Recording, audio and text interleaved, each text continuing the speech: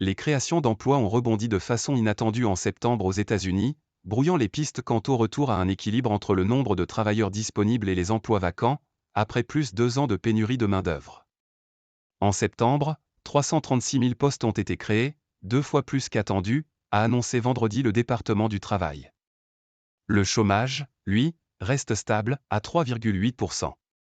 Les secteurs des loisirs et de l'hôtellerie, de la santé, des services techniques, professionnels et scientifiques, de l'aide sociale, ont principalement embauché, de même que le secteur public, enseignement et administration locale, précise le département du travail.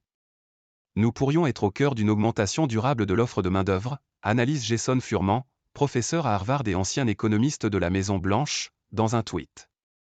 Les chiffres de juillet et août ont par ailleurs été révisés en hausse, respectivement à 236 000 et 227 000 créations d'emplois. Au total sur ces 2 mois, ce sont 119 000 emplois de plus qu'initialement annoncés qui ont été créés. Ces chiffres signalent une solide dynamique positive de la croissance de l'emploi, souligne Rubella Farouki, économiste pour HFE. Elle nuance cependant, soulignant que les salaires ont décéléré et le taux de chômage est resté stable à son plus haut niveau depuis février 2022, ce qui pourrait signaler que la situation continue de se rééquilibrer. Ralentissement attendu. Les États-Unis connaissent une importante pénurie de main-d'œuvre depuis 2 ans, qui a fait flamber les salaires, contribuant à l'inflation. Mais en août, un afflux de nouveaux travailleurs avait fait grimper le taux de chômage à 3,8%, son plus haut niveau depuis février 2022, ce qui tendait à montrer que la situation pourrait commencer à se rééquilibrer. Les analystes, ainsi, s'attendaient à un ralentissement en septembre, et tablaient sur 158 000 créations d'emplois, et une légère baisse du chômage, à 3,7%, selon le consensus de Briefing.com. D'autant plus que les chiffres du seul secteur privé, publiés mercredi, avaient montré des créations d'emplois diminuées de moitié par rapport à août, à 89 000, selon l'enquête mensuelle ADP Stanford Lab. Il s'agit du plus faible rythme de croissance observé depuis janvier 2021 et il marque une accentuation du ralentissement, qui s'accompagne d'un déclin marqué du rythme de croissance des salaires sur les 12 derniers mois, avait commenté la chef économiste d'ADP, Nella Richardson. Pénurie de main-d'œuvre. Les signaux ne vont toutefois pas tous dans la même direction.